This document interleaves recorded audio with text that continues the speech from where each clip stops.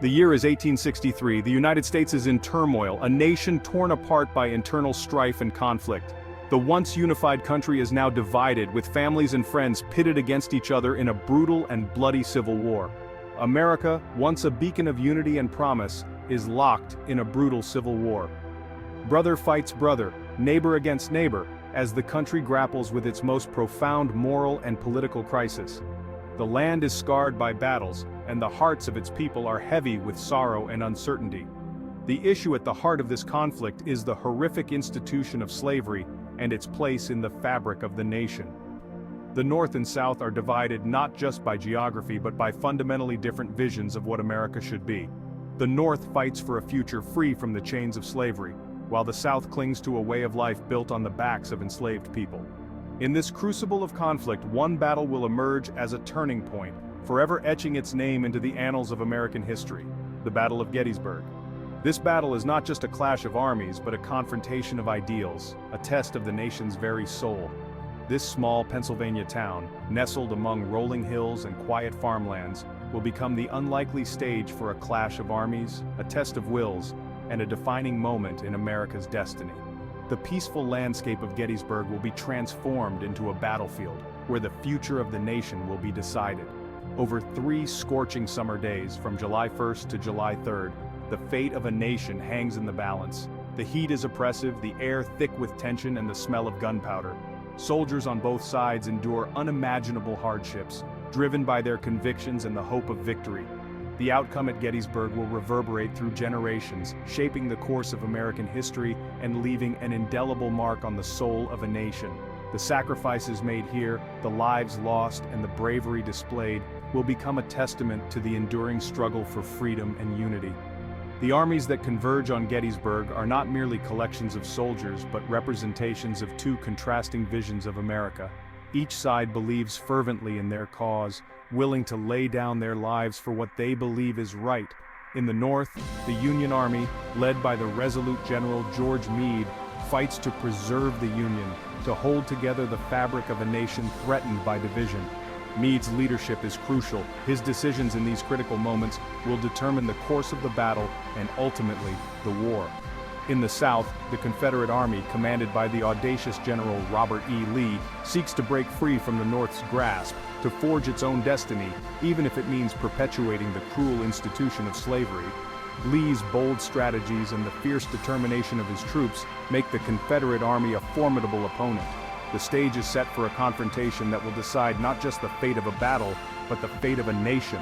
The fields of Gettysburg will witness acts of incredible bravery, moments of profound tragedy, and decisions that will shape the future of the United States. At Gettysburg, the very soul of America is put to the test. The ideals of freedom, equality, and unity are on trial, and the outcome will determine whether the nation can survive its greatest challenge. The legacy of Gettysburg will endure, a reminder of the sacrifices made and the enduring struggle for a more perfect union. The summer of 1863 finds the Confederacy at a crossroads. The war has raged for over 2 years, and both sides are weary from the relentless conflict. The South, though emboldened by recent victories, faces dwindling resources and mounting pressure. The North, with its industrial might, continues to press on, determined to preserve the Union. Emboldened by victories in the East, General Robert E. Lee makes a fateful decision to invade the North. Lee, a revered and strategic leader, believes that a bold move into Union territory could turn the tide of the war. His plan is audacious, aiming to strike at the heart of the Union and force a political settlement. His objective: to deliver a decisive blow, to shatter the Union's resolve, and to secure Confederate independence. Lee hopes that a significant victory on Northern soil will sway public opinion in the Union, leading to calls for peace and recognition of the Confederacy.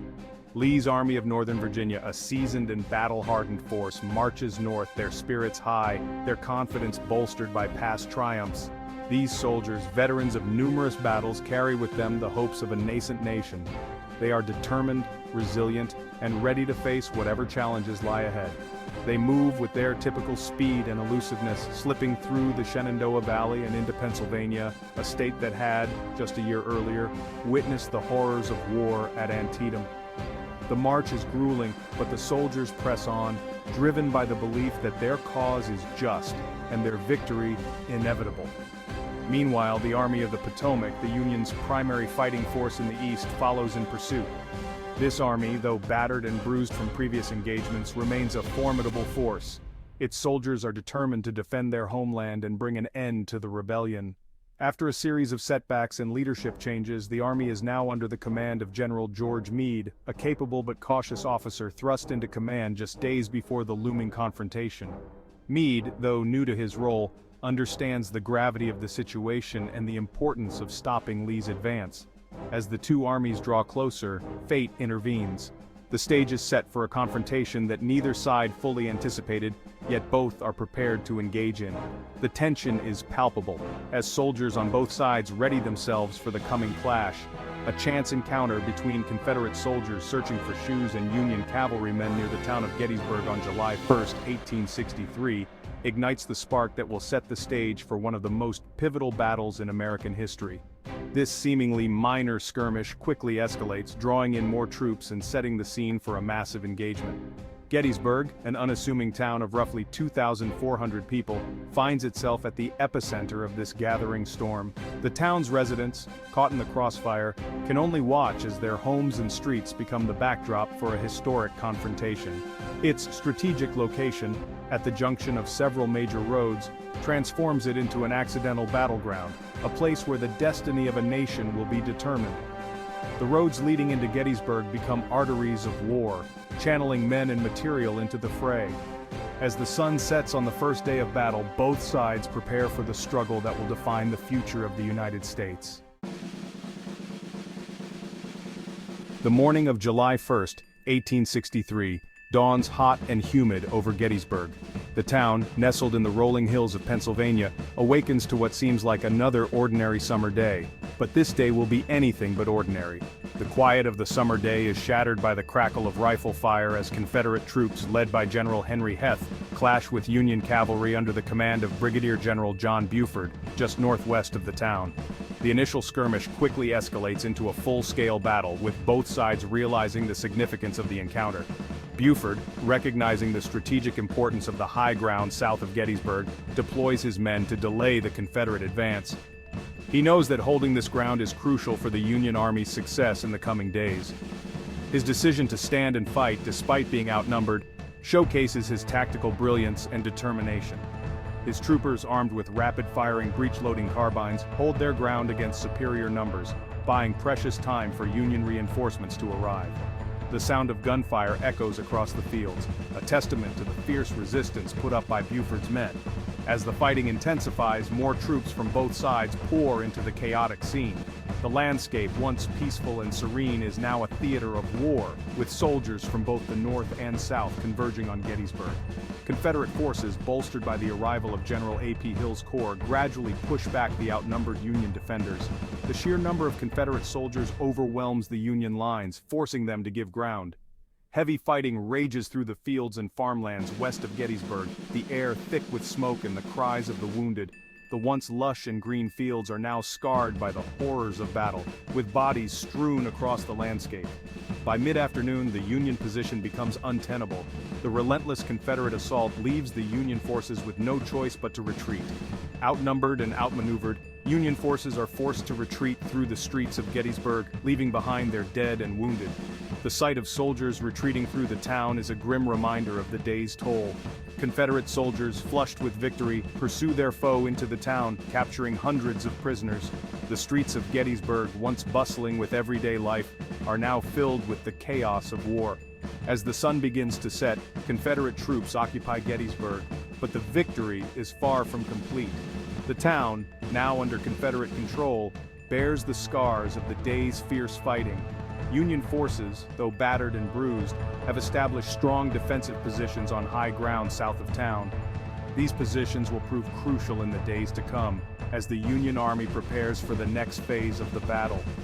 The first day of Gettysburg has ended, but the bloodiest fighting is yet to come. The stage is set for a confrontation that will determine the fate of the nation, with both sides preparing for the brutal days ahead. Despite the setbacks and retreats of July 1st, a glimmer of hope emerges for the Union. Throughout the afternoon and into the evening, thousands of Union soldiers, exhausted from forced marches, stream into Gettysburg, bolstering the defenses on the high ground south of town. General Winfield Scott Hancock, a charismatic and aggressive officer, rallies the dispirited Union troops.